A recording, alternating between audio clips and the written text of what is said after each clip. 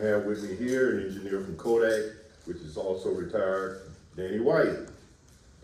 And the way we're gonna present this is, Danny's gonna give a fast forward history of the Buffalo Soldiers. I will give a dissertation on the uniform, why they wore it. I will tell about the equipment that I have here on the table and their weapons. And then we'll wake you up with some bugle calls. And I'll tell you why they were so important. But this time, not to waste any time, I will turn you over to Mr. Danny White. How's everybody doing this evening? All right, when we talk about the Buffalo Soldiers, first thing we have to point out to a whole lot of people, I'm quite sure no one here, we have to point this out because we all know that Buffalo Soldiers don't really have anything to do with Buffalo, New York, our sister city. But anyway, the Buffalo Soldiers were African Americans that served in the United States military after the Civil War. But when you start talking about the the Buffalo Soldier, you have to start at the Civil War, because during the Civil War, like United States colored troops, they served in the Union Army. And 1 in 10 Union soldiers were African Americans. And then for the job they were given, they served their country well. But after the war, when Congress, when they reorganized the military, they signed legislation specifically saying, telling the military that they wanted 4 units of African American infantry and two units of cavalry formed. And then the population of those units was kept in the same ratio that they were during the Civil War, like basically 1 in 10 in the military, and the same for the cavalry. But when we organized our military, because we had a huge military during the Civil War, just like anything else, you have somebody there who's counting the beans, saying that we got way more than we need. So what they did was they basically downsized the infantry regiments. For the Buffalo Soldier, the infantry regiment, they started out as the 38th, 39th, 40th, and 41st. When they downsized them to 2 regiments, they probably didn't get rid of any personnel, and they became the 24th and 25th Infantry Regiments. Then similar downsides were done in, all through the military.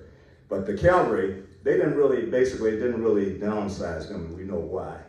You go back in those days, okay, like we had, why the country was fighting east of the Mississippi River, we got a big gift from Napoleon, which is basically 2/3 of the continent that we hadn't done a whole lot with.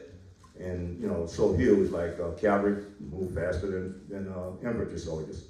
But basically, when these units were organized, their responsibilities were the same for both African American soldiers and the regular soldiers. Basically exploring, building, in those areas.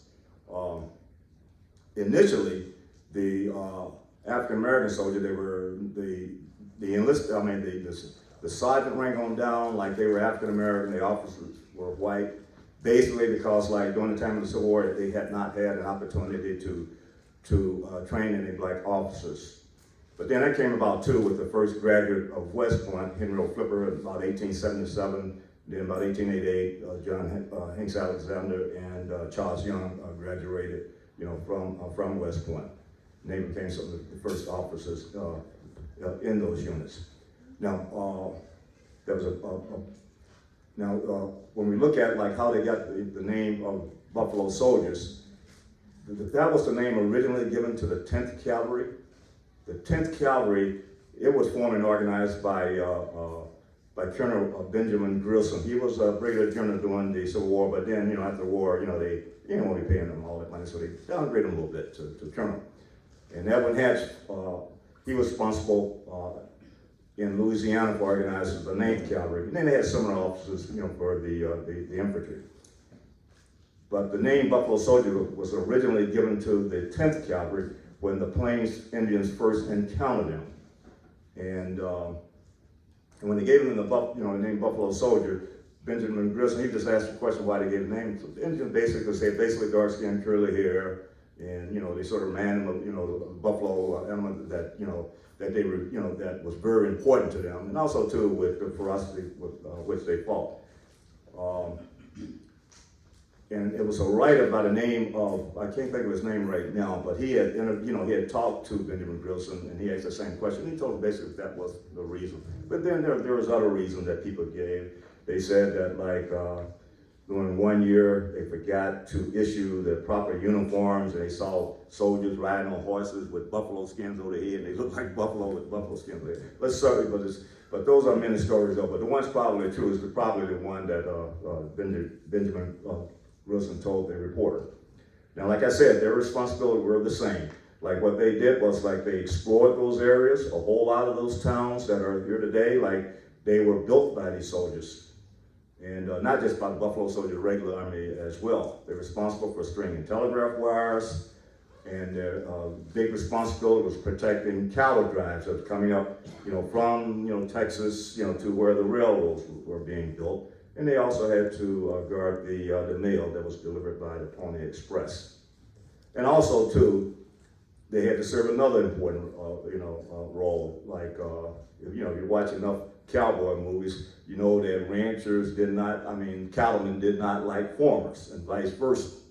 So frequently these groups tied up, and it was their responsibility, just like the National Guard's responsibility of police today, is to separate them and try to gain order in them. Now, also, like the main thing that happened, like we looked at, from 1866 to about the turn of the 1900s, like we know that we were engaged primarily with, doing the Indian Wars. And it was just unfortunately, like one of the responsibilities for our military at that time was to take the Native Americans somewhere they didn't want to go. And those were the reservations. So it was a lot of wars was fought during those times. And then during those engagements, the Buffalo Soldiers, they distinguished themselves, and performed their duties honorable. But after the time of the Indian Wars, they continued to serve their country, because like also you look at, about 1898, somebody said, remember the Maine? Okay, all right, a lot of people don't know what that means, unless you mentioned Teddy Roosevelt, then they know exactly what you're talking about. They served in the Spanish-American Wars. A matter of fact, one of the gentlemen, John Pershing, he was one of the officers of the Buffalo Soldiers. He served with the 10th Cavalry, and he served with them, during the Spanish-American War. And and then when we looked at, the Spanish-American War, like it was more than just Teddy Roosevelt charging up San Juan Hill. He charged up San Juan Hill. He had the 3rd Cavalry on that side of him, and the 9th Cavalry on that side. And basically, these units, they were there before him. Like they were volunteer soldiers. These, those other ones were professional soldiers. But they were there, serving. But also too, though, when we remember the Maine, we inherited a lot of problems that Spain had. They were engaged in I'm going to say like a Vietnam type war with all the, the areas that they had colonies under, and we inherited that all of, from Spain. We won it from Spain. Over here we had Puerto Rico and a lot of other countries, but over there you had the Philippines. They looked at the United States for a while, decided they didn't like them, and other than they did Spain. So that was another war, from about in early 1900 they had to fight. It lasted quite a while. Growing up, looking at our history, that was another problem we have, is that like sometimes we look at Mexico, we said that we were going to support that leader, then we changed man like another leader, Pancho, he did not like that. He started raiding the southern borders, and that's when they had to send General Pershing chasing him along with the elements of the Buffalo Soldiers and other regiments. They didn't catch him though, but by chasing, they put enough scare in him that it toned down a little bit, didn't completely go away. Now when we look beyond like the war with Spain and chasing bandits, we get into the First World War. During that war, like the role of the Buffalo Soldiers, they were a little bit different. They did more of service type work, which is important, like on leadership and et cetera. But then France, which had been in there for 4 years, and they had been blooded. And they saw the way those soldiers were used, were being used by the United States. So they went to General Pershing And they said, like, we would like to borrow, we'd like to borrow some of these soldiers. They talked about like the African American soldier that they saw doing primary service troop work. So General Pershing, like I said, like he was one of the first commanders of the Buffalo Soldiers, during the late 1890. So he loaned them, those units. And as a result of that, these soldiers became the first Americans to engage in the First World War, and they were in combat longer than any other unit. And then they distinguished themselves with the French, and it wasn't just about every award that the French had during that war. And they were also like the first ones to return to the United States, and the ticker tape parade was given to them, primarily from the standpoint that like one of the units that was serving there was the 369th United States military regiment, but that 369th was the New York 15th, which was out of New York City. And when we continue on, with our history, going, from the First World War to the Second World War, like African Americans, they continue, to serve, their countries. Like we hear about Tuskegee Airmen, then we say, what do they have to do with Buffalo soldiers? They were airmen. But like, when the name Buffalo Soldier was originally given to, that nickname was given to him by the Indians, Benjamin Brooks, he really didn't like the name United States Colored Troop either. He said United States Troop. But the soldiers liked it. And then, with the way that these soldiers, the original 9th and 10th, and then like the 24th and 5th Infantry, the way they served those countries, every African American that entered the United States military wanted to be referred to as Buffalo Soldiers. And since at that time we had a segregated army, and then during that time, like every one of the African American, so they were referred to as Buffalo Soldiers. All right, now during the Second World War, we had a tank brigade, basically like that served with Patton, and they led some of some of his units to through Germany. They became among some of the first units to link up with the Russians. And you had paratroopers also, but the paratroopers, they served on the West Coast, the triple nickels they referred to themselves, but then they had a secret mission. The Japanese had learned how to bomb the United States from Japan by using the stratosphere. And they were sending these balloon bombs over, and they were crashing in Seattle and Washington, in areas near where they were doing a lot of the nuclear research. So their job was to, was put those fires out because the country the president didn't really want people panicking, when they saw those.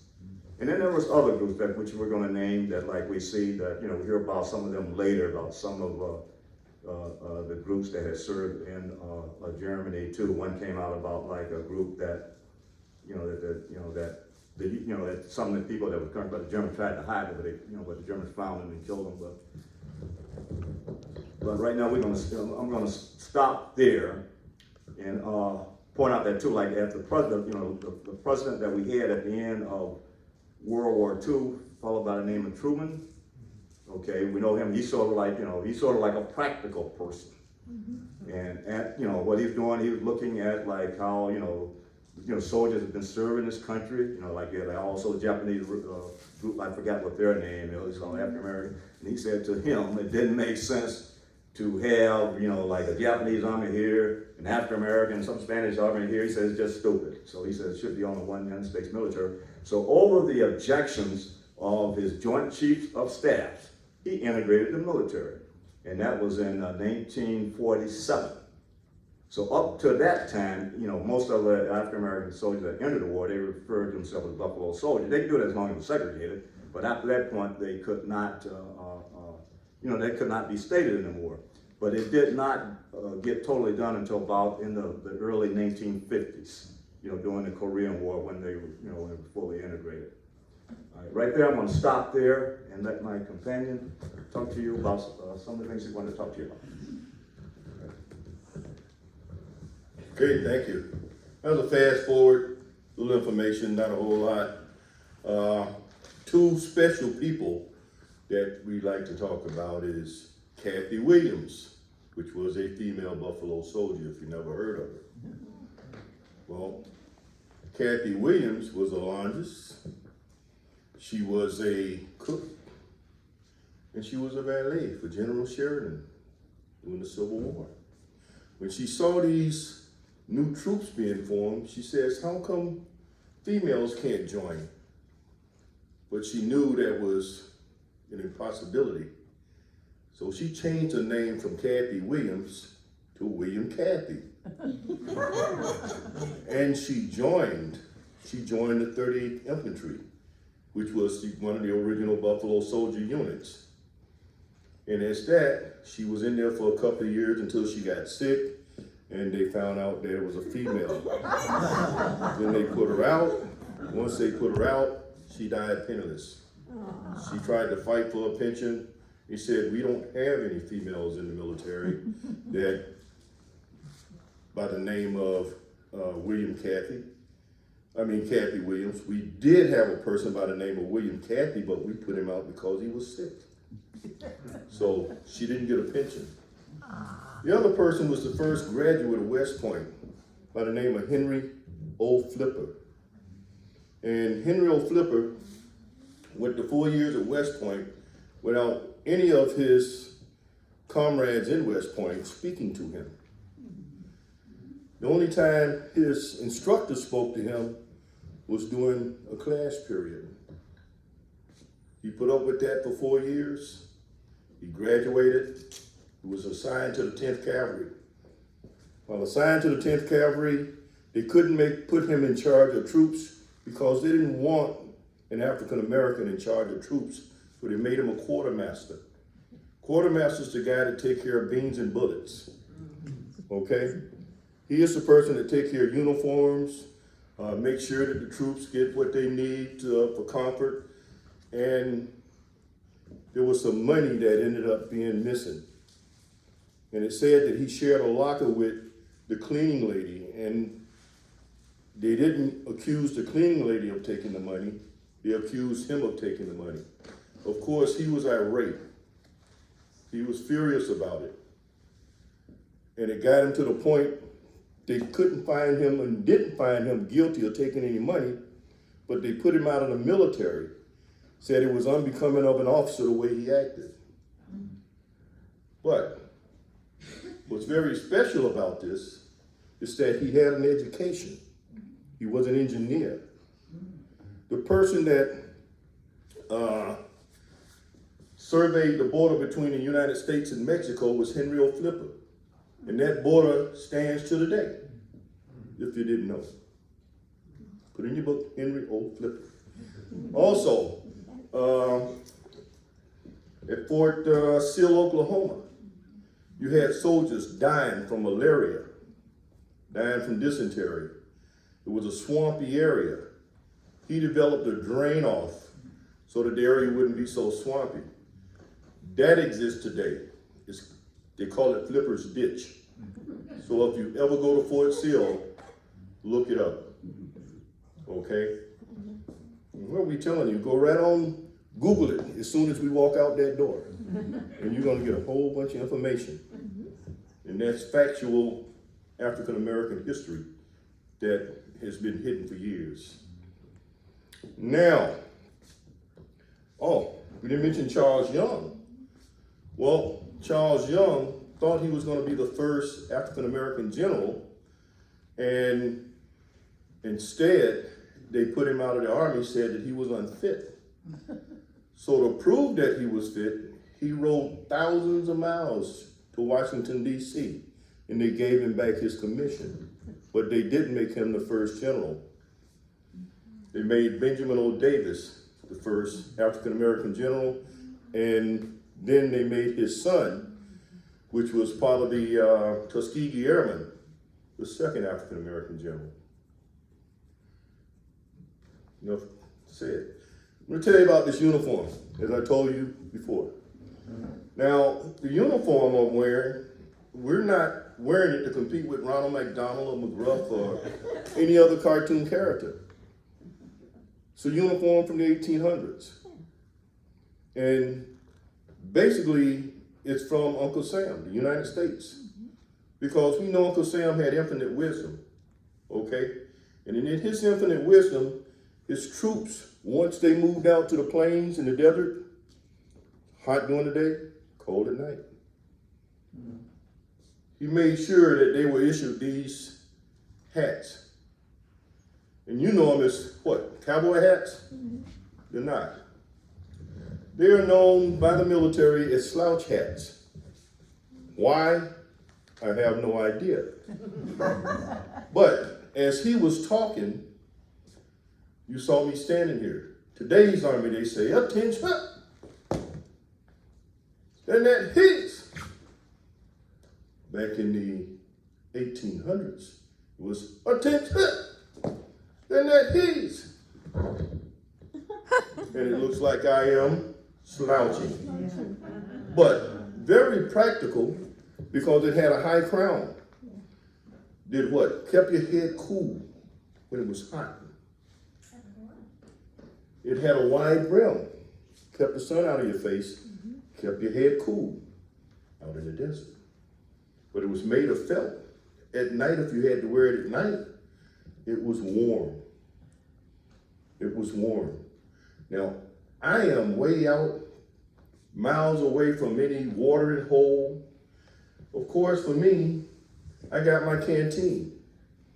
What about my horse? Oh. Absolutely. Uncle Sam has infinite wisdom. So this was very practical. Now, around my neck is a scarf. If you were Girl Scout, Boy Scouts, you know what that was used for, right? It was a emergency kit. It was a first aid kit around your neck. It was a bandage. It was a scarf. It was a washcloth. It was a tourniquet. It had a number of uses. Tied around your horse's face when you get a little skittish. And if I am number 50 riding behind a whole bunch of horses and they're kicking up dirt and rock and stone, guess what prevent that from coming into my face? My scarf. We're not wearing it just to be cute. That's what it was used for. And we'll come right down to these cool shirts. The bib shirts. They're bibbed not because the horse ate sloppy, not because I ate sloppy. They had a practical use. The use was, again, I'm number 50, riding behind a whole bunch of horses that's kicking up rock and dirt and stone. Guess where that's gonna go if I didn't have this bib over my shirt? Uncle Sam, in his infinite wisdom, again, served a real good purpose, the bib shirt. Come down with the belt, say, hey, you got suspenders on to hold your pants up. Well, we know what the suspenders is for, to hold your pants up to keep you off of what? Crack. So what do you got the belt for? It's a utility belt. It holds your weapons. I happen to not put my handgun on. I don't want to scare anybody. It holds your weapons. It holds your cap boxes for your ammo. And that's what it was used for. But the most important thing to soldiers, that some of them used to be slaves, and some of them that used to be in the United States colored troops that knew that if they was captured by the Confederates, they'd be put to death. So they fought with tenacity to the end, which is why when they fought the Plains Indians, they knew they were like the buffalo. So they'd fight to the death, so they wouldn't approach it. But the most important thing to them was this U.S., because now it meant they belonged to something, okay? They're not a piece of property anymore. They got a country, the United States, okay? Other than that, they were only fighting for the money. But I got a feeling it was more than that. Because when the Native Americans or the Indians dispatched one of the Buffalo soldiers, they would taunt them with that U.S. buckle to say, hey, you're nobody, we got you, basically. The pants we got on, basically modern day, but up until like 1870, they were wool, which I can't even think about being out in the desert or plains in wool. But once you sweat and you got on some long johns, you'll be okay. But they were wool, and of course, after the Civil War, we took over the cotton from the South, so things began to be made in cotton. What's important about the pants is that it had a stripe down the side, and you all would call it stripes, but Uncle Sam in his infinite wisdom called them pipings. You'd have pipings down the side. The wider the pipings, actually, just as a regular cavalry trooper, you didn't get a piping. Not until you became a non-commissioned officer, such as a corporal or a sergeant. Then you got a piping. And the higher you was the bigger the piping. So in the fog of battle, if you're fighting somebody, and some guy comes with a little skinny piping and goes, "Hey, let's go over here." Yeah, buddy. You go over there. Somebody with a wide piping came over and said, "Hey, over here." You better follow him, because he's your boss. So they were very important. They meant something on these pants. And of course, the boots, what's out in the desert? Snakes, scorpions, sagebrush, cactus, and sometimes they're on horseback 10 hours a day. So it would definitely say inside of their leg. And these gloves, they have a fancy name too. They're called gauntlets. The gauntlets aren't brand new to the United States, aren't brand new to the cavalry. The gauntlets was used by the knights of the old. Because if you were a knight fighter and you got your hands cut, guess what? That ends your battle. But they also used it for a purpose of stringing barbed wire, telegraph wire, and help building towns. So again, Uncle Sam in the infinite wisdom was very practical in supplying them with gauntlets. If you see beautiful gauntlets when you go to the museum with all type of golden inlays, that was just some lazy officer. He never did any work. You see a pair all beat up and ratted up? That was some working soldier, okay? So they were very important. I told you I was going to tell you about the equipment too. One of the most important pieces of equipment for the cavalry was a saddle. This saddle here have a special name. It's called a McClellan saddle, named after General George McClellan.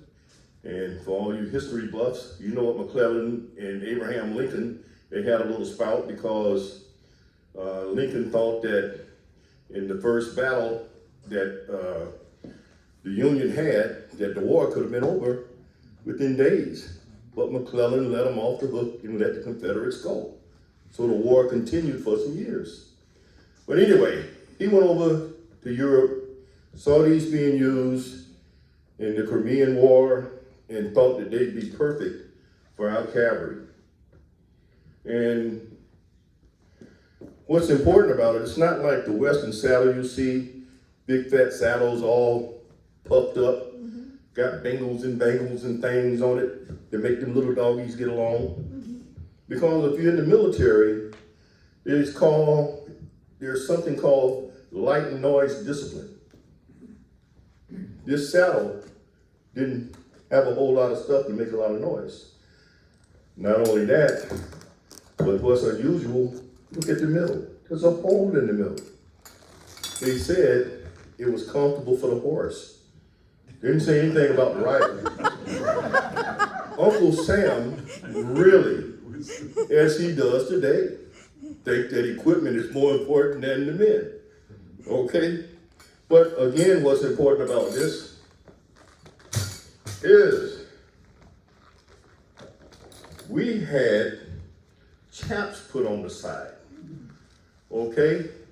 It's just something we borrowed from the Mexicans because we don't steal, not this country. Anyway, we also had covered stirrups called trapaderos. Now tell me we didn't steal those. Called trapaderos, just the name in itself. And I have a beat up mule saddle over here. I go places and people give me things. I have a beat up mule saddle over here. And I'll pass it along. And nobody's caught anything yet that, you know, that had them put in the hospital. But anyway, on the side it says Major Orden. That actually belonged to a major. That mule saddle, usually when you have a team of mules, you would have a team leader, which was an officer, and they'd ride those mules in taking their supplies. So if you look at the front, and the other important thing about that is this part right here, where it says made in Troy, New York. So you think about those tractors with the big seats, Troy built. They were in the saddle business first. Didn't know that, did you? Okay. Now, speaking of hats, when I told you about this one, I should have told you about this hat, which was used during the Civil War. And when they wasn't out campaigning back in the cantonment area, they would wear this. Of course, this hat is called a forage hat. For what reason? Just like a bucket. Okay? A lot of the Civil War was in some of the forests, and they picked up all type of stuff. Forage hat. And everybody's seen this one. This is a cappy. I can get it on my head now. A cappy. That was popular during the Civil War. This is another one which looks like a cappy, but it's called a bomber. Why? I have no idea. But it's longer in the back than a cappy. Can you see the difference? It's a bomber. That's a bomber. Okay. Told you I was going to tell you about the weapons. This is a Henry. And for some reason I left my Winchester. I was going to tell you the difference between the two. But the Henry has an octagon barrel, and the Winchester have a round barrel. But the Winchester also had a hook in which I would put this on, so if I'm riding and I need to get to my weapon soon, all I had to do is bring it up and shoot it. Now, one thing about the Henry, Mr. Henry tried to hijack the Winchester Company. Let me take it back. Winchester and Henry, Winchester was a textile magnate, a rich man. He invested in the Smith & Wesson Company. Smith & Wesson had volcanic arms, which were the repeating weapons. Yeah, here's somebody going, yeah, I'm not lying. And they decided that it was not lucrative for Smith & Wesson. They would stay in the handguns area. So they wanted to get rid of it. Well, Mr. Winchester, being a rich man, bought all of that stock. And he had Mr. Henry go with him. Well, Mr. Henry improved upon the weapon because during the Civil War, the weapon was not very accurate and the bullets wouldn't travel very far. So they improved on the inside mechanism of it. Now, Mr. Winchester sold his Winchesters higher than he sold the Henrys. People thought they were getting two different weapons from two different companies, either way, you're putting money in Mr. Winchester's pocket. So he continued to be rich. He moved over to Europe, he moved to England, and while he was in England, Henry took his company. And he had to come back and go to court to get his company back from Henry. Check it out. So he got it back from Henry, and then he sold a share over to Henry, rather than just giving it to him. Now, what I have here is a saber. This was not just given to a cavalry soldier, he had to earn it. Of course, people say, oh yeah, they had those swords. No, this is a saber. A sword is straight. A sword is a infantry weapon. You know, something you use on the ground. The saber, you use it above ground. Because it was very heavy. And actually, 1860 is when they made a lighter version of this, because the troopers were complaining about how heavy it was. But what helped to dispatch your enemy was gravity in itself. But when you came down, it's a slashing weapon. So you can dispatch your enemy with it. Every trooper that called himself a trooper had one.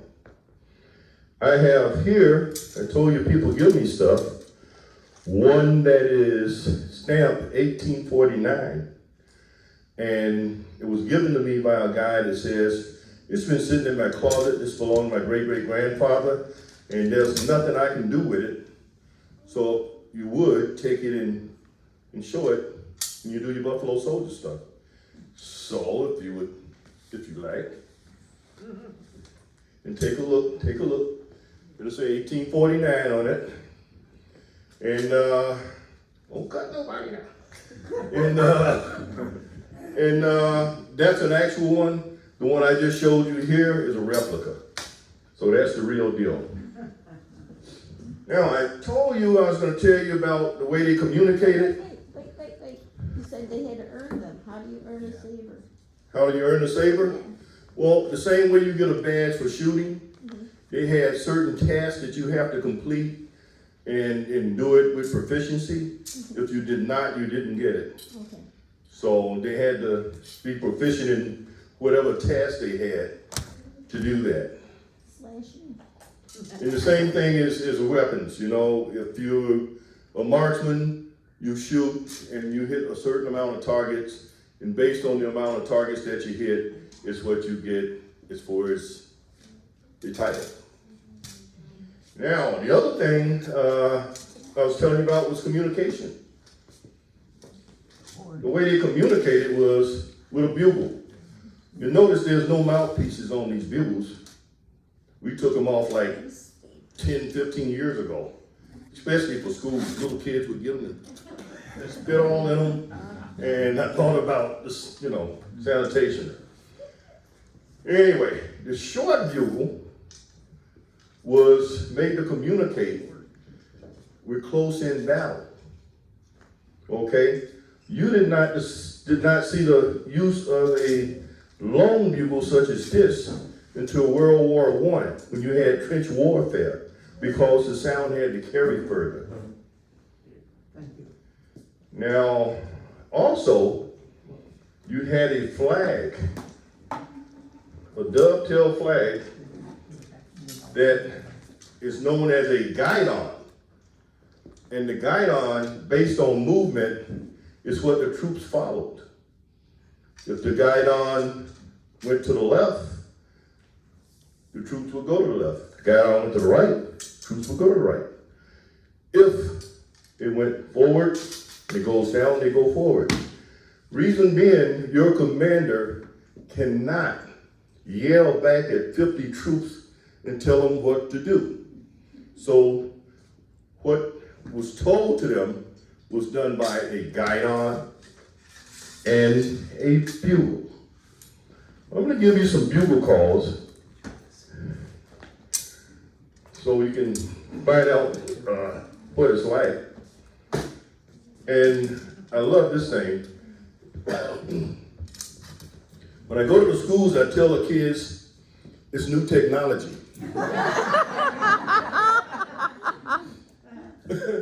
You know, new technology.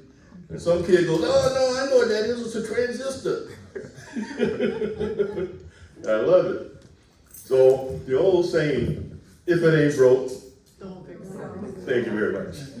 Okay, I want you to put yourself as if you're in your cantonment area, you're a Buffalo Soldier, and you're sleeping, and you're dreaming about apple pie. And for you ladies, Johnny, and for you guys, Mary Lou. So all your sweet dreams, and all of a sudden you hear this.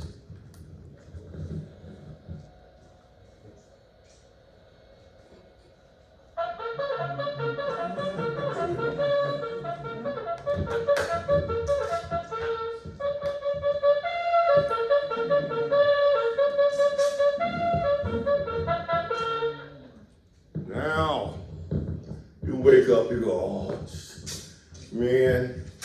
You wake up, you get yourself together, you're putting on your uniform, you know you gotta go out and stable your horses, but you figured it's gonna be a lazy day. I'm not gonna do a lot. And then you hear this bugle call.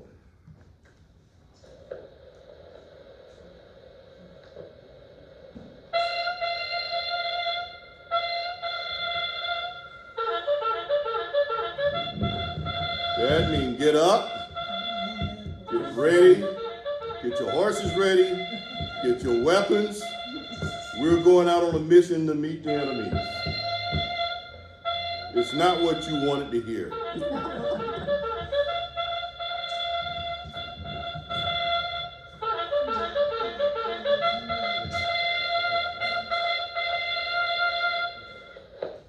Hope that didn't disturb the people next door.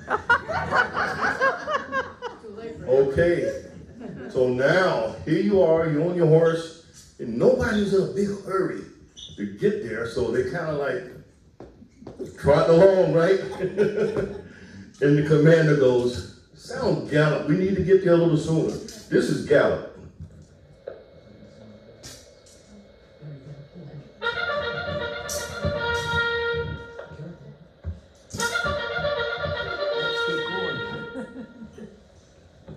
So they get there and they see the enemy. And the commander looks at the bugle and says, sound commence firing. This is commence firing.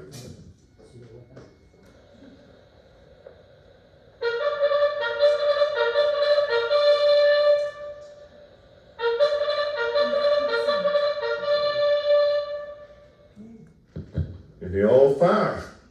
Now the enemy's firing back. He says disperse. So they all spreading out. This is disperse.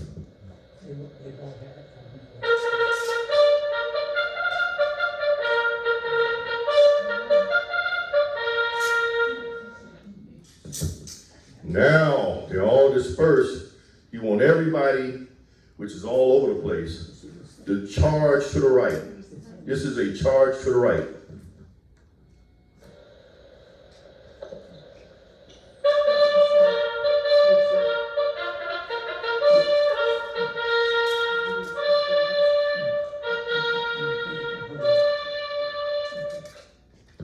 Now everybody charged to the right.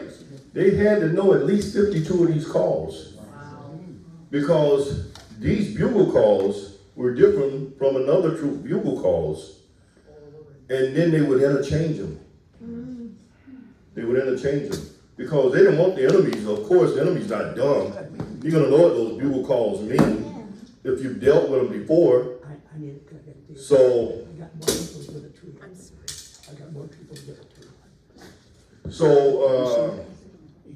I'm going to have a charge to the right, and then a charge to the left.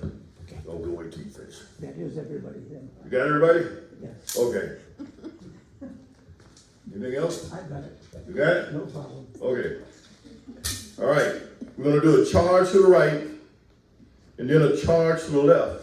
So you can see how close these bugle calls are. Okay, we're going back to a charge to the right. This is a charge to the right.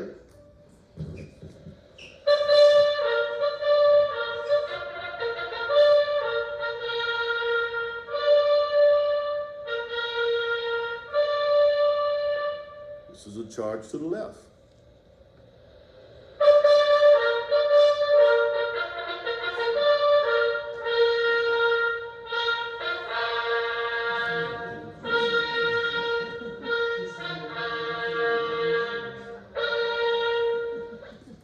You see how easy you can get confused. Yeah. But of course, the horses are trained. And probably smarter than the trooper. So if you want to go to the left when you hear a charge to the right, the horse is, hey, gonna take you over. So, How many buglers would each troop have? one, So and that's with the commander. that would be a prime target for the enemy. Always, even in Vietnam, even in Iraq. Yeah, but The I'm community- sure the guy making the noise, they can all find you. Well, of course. Well, they're the guy with the big antenna, they know that's the communication guy, or the guy with the phone, they know. The enemy studies stuff, such as we do too. Yeah. So, the next one is a recall. Come back to me.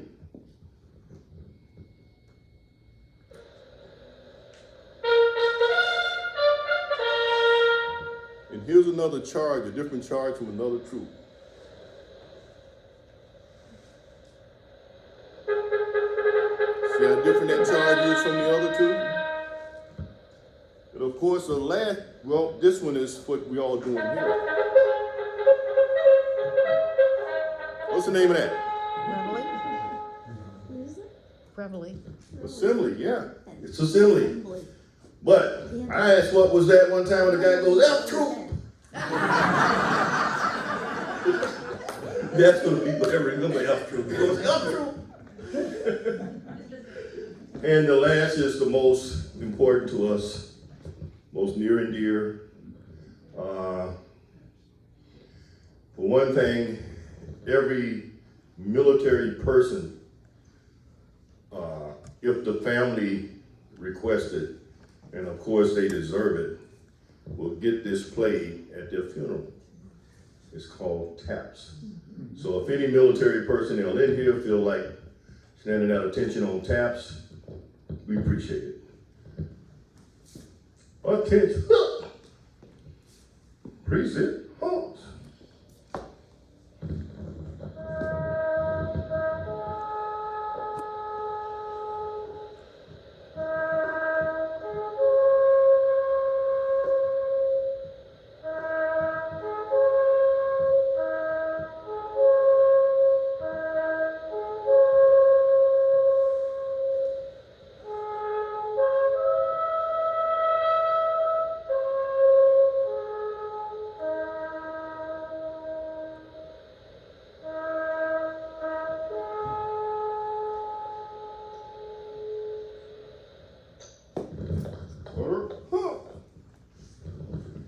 Thank you.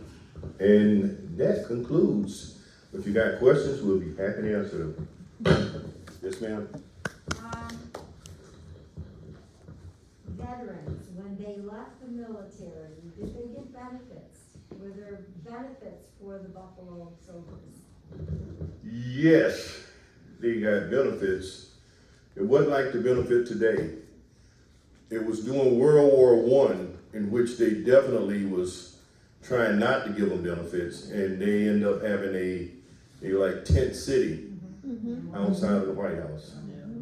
But yeah, they got some stipend. I'm pretty sure it wasn't much, but they went back to the farm. I'm pretty sure the government probably gave them some portion of land or something. Is there a museum for the Buffalo soldiers anywhere? A museum? Museum. Yes. The biggest one I know is a father and son got one and put it together down in Houston, Texas. Fort Leavenworth, where the Buffalo soldiers began, the 10th Cavalry, in the museum there, they got a little space but they have a big monument down in an area in which the soldiers were barracked. They were down in the area, but they would get malaria and stuff. It was like a really bad area. So before their training was up at Fort Leavenworth, the commander did not like them there. They ended up completing their training at Fort Riley, Kansas, which was down the road. But there's a statue in Fort Riley, Kansas, a beautiful one, with the soldier off the horse. And then there's a statue in Fort Leavenworth with the soldier on the horse. Did the family travel, did they have families that traveled like today? Military families can go. Whatever, come over here, cause you got the marathon coming up to here. Military, I'm gonna give you this. okay. Could the families go with the Buffalo Soldiers? Could the families travel with them? Yes. Yes, they did. That's how a lot of your towns got built. Not just the Buffalo Soldiers, but the cavalry in general. That's where a lot of their families ended up out west. They could travel with them. You know, anybody else? Ladies first. When you said Henry O., could you spell the last name? And also, are there any statues anywhere in the country of a Buffalo Soldier or any plans to have a statue? Yes, we just talked about the one in Fort Leavenworth, Kansas, and the one in Fort Riley, Kansas. Yeah, the monuments, I'd say monuments, statues, just statues. Also, there's one in West Point, a Henry O. Flipper. They have a Henry O. Flipper Day in West Point. Flipper. And they also have a Buffalo Soldier field there in West Point. So the Buffalo Soldiers used to train the officers at West Point in esoteric skills. If nobody knew that. What's up, Jim? I thought I read where Buffalo Soldiers did work in the national parks. Do they make trails or anything like that? Well, you had to ask. I talked to you about it. Yes, they did. That's why I was talking about Charles Young. Charles Young was in charge of those guys, okay? And you will find out that they had a bicycle unit, okay?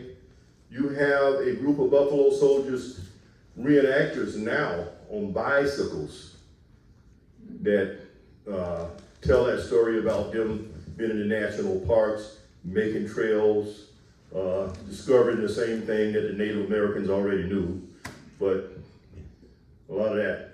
Also, you also maybe you want to look up the Seminole Scouts. That's a good history. You know, as Buffalo Soldiers, we don't talk about the Seminole Scouts, but Seminole Scouts were a part of the Buffalo, was a part of all the cavalry units. They were Scouts, they were African Americans, and they were Seminoles as well. Part Seminole, part African American. Seminole Scouts. I assume that Seminole Scouts came from when they migrated south toward Florida, the slaves running away from plantations.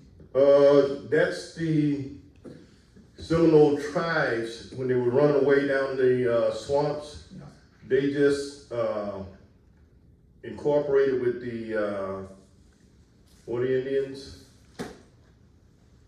Sure. The Cherokee. Sure. The Cherokee and the Creek. As a matter of fact, Seminole, I believe, is an Indian word for runaway creek.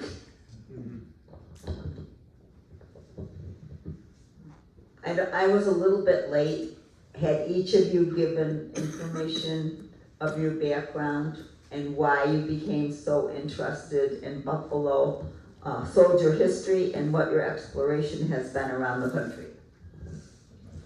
Well, we introduced ourselves, and because you were late, I said, Mr. White over here is a engineer, retired from Kodak, and I am a retired police officer and a retired master sergeant from the military. And of course, that's my heritage, the Buffalo Soldiers. And when I started talking to him about it, he knew more about it than I did. So I asked him, would he join me? He wasn't in the military, but I asked him, would he join me because of his knowledge. We haven't been around the country, so to speak, mainly New York State. I had one trip over in England with a guy, bunch of Buffalo Soldiers from Atlanta. You know, I've hurt myself on horseback, but I'm here on my feet now, telling you about the Buffalo Soldiers. Did I answer your question, ma'am? Yes, I hope that you can get out west. I hope so too. Yeah, anybody wanna pay for the trip? I'd love to go out there. Thank you very much. You're welcome. If you want 50-50 raffle, Virginia's got the tickets. If not, she's gonna be drawing, somebody's going to be drawing the name. Anybody want